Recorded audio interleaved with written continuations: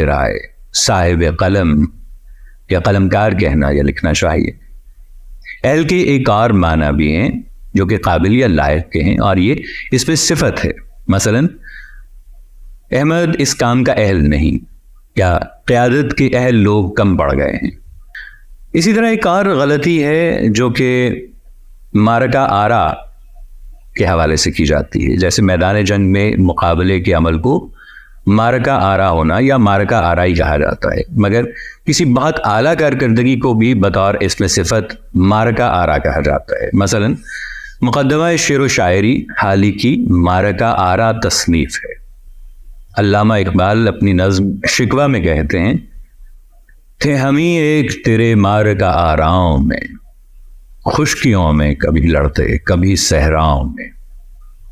لیکن کچھ عرصے سے معرکہ آرا کو عام طور پر شاید